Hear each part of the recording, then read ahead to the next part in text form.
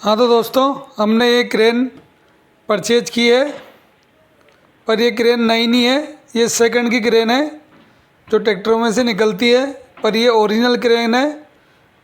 तो हमने इसको परचेज किया है। ये हमारे 5,500 रुपये में आई है और हमने इसको ग्राइंड कराया है आने के बाद, क्योंकि ये आप जानते हो ट्रैक्टर में से निकलती है तो ये स्क्रैच रहते हैं। तो ये 0-20 पे गई है और ये ओरिजिनल की रहेंगे। तो हम इसको साफ़ सफाई कर लेते हैं, फिर हम इसको चेक करेंगे। तो दोस्तों, अच्छी तरीके से इसकी साफ़ सफाई करने के बाद हमने इसको इससे चेक कर लेना है, ताकि हमें इसको कंप्लीट करने के बाद दिक्कत नहीं हो। क्योंकि 855 और 735 की क्रेन सेम ही होती है। इसमें मेन बिगेन सब सेम ही होते हैं, सारी साइज सेम होती है। सिर्फ 855 की जो क्रेन है उसका जो स्टॉक है वो ज़्यादा होता है और इसका स्टॉक कम होता है, सिर्फ यही फ़र्क होता है। तो हम ये अभी स्टॉक चेक कर रहे हैं इसका, क्योंकि पूरा कंप्लीट करने के बाद हम अगर पिस्टन लगाएंगे तो फिर हम अगर हमारा पिस्टन का टॉप ऊपर आ जाता है तो फिर हमें दिक्कत हो जाती है, फिर वापस पूरा खोलना पड़ता है। तो पहले एक बार तो इस तरीके से हम इसको चेक कर लेंगे और दूसरी बार किस तरीके से चेक करेंगे वो भी आपको दिखाएंगे। तो अभी हम इसका ये रिफ्लेक्टर निकाल के और हमारी जो नई क्रेन है उसमें फिट करेंगे। तो इस तरीके से हम इसको, जैसे हम फ्राइल का कड़ा गरम करके निकालते हैं और फिट कर देते हैं, उसी तरीके से ये रिफ्लेक्टर हमें इसमें लगा देना है नई क्रेन में, पुरानी में से निकाल के। आप चाहो तो इसे नया भी डाल सकते हो।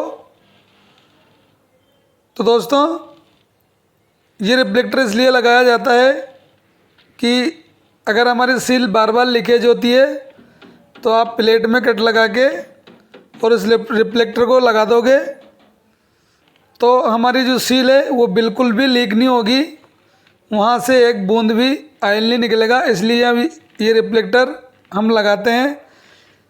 पुराने ट्रैक्टरों में ये नहीं आता है, पर पुराने ट्रैक्टरों में हम इसको लगा देते हैं प्लेट में कट लगा के।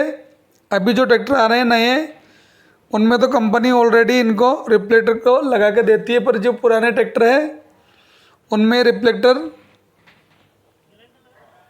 लगे हुए नहीं रहते, तो हम इनको लगाते हैं। तो अभी हमने इसकी क्रेन फिट कर ली है और हम इसको कस के देखेंगे, क्योंकि दोस्तों इसमें हमें थोड़ी दिक्कत होगी। तो अभी हमने जब इसको कस के चेक किया तो अभी आप देख सकते हैं इसमें यहाँ थोड़ी सी लाक आ रही है और इसी वजह से हमारी जो क्रेन हल्की सी टाइट चल रही है। तो इसकी हमें हल्के हल्के इस तरीके से लाक निकाल लेना है और हमें इसके जो मेन है उनको नहीं घिसना है, मेन बेरिंग को नहीं घिसना है। हमें इसकी जो इंजन हाउसिंग है उसको इस तरीके से सही करना है, क्योंकि अगर हम उसको मेन बेरिंग को घिसेंगे तो उनकी लाइफ कम हो जाएगी। तो इस तरीके से हम इनको, अगर लाक आती है तो इस तरीके से हम इनको सही कर लेना है और सभी को धीरे धीरे एक एक करके हम इसको चेक करेंगे कि इनमें कहाँ कहाँ लाक आ रही है और इस तरीके से हम इसकी लाक को निकाल लेंगे, ताकि जो हमारी क्रेन है वो बिल्कुल सही से काम करेगी और टाइट नहीं चलेगी। उसके बाद हम इसकी हैंड प्ले भी चेक करेंगे, वो भी बहुत ज़रूरी होती है। ना तो वो ज़्यादा होना चाहिए और ना ही वो कम होना चाहिए।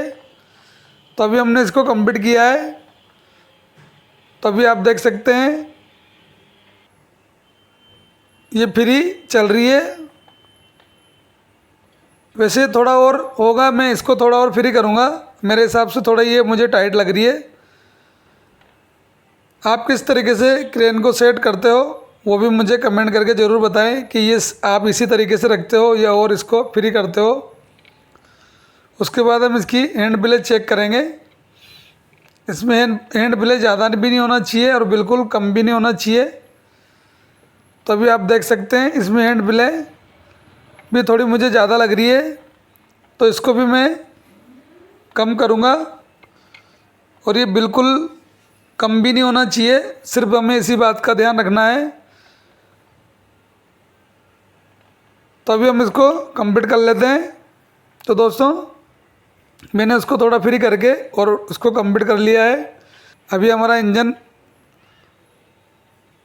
बिल्कुल सही से चल रहा है, बिल्कुल फ्री घूम रहा है।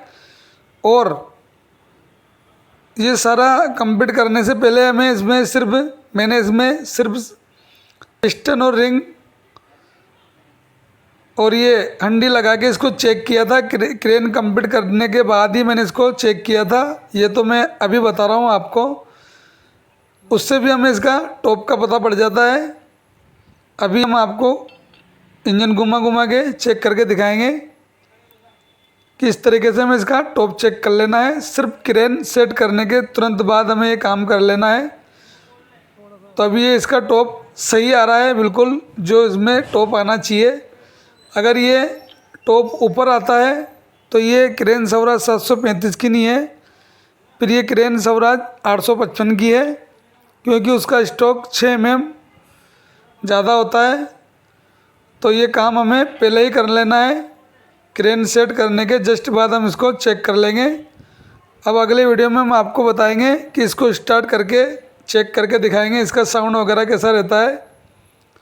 ये हम आपको नेक्स्ट वीडियो में बताएंगे कि इसका कैसा साउंड निकलता है। हमें इसका बम्पिंग क्लीनर भी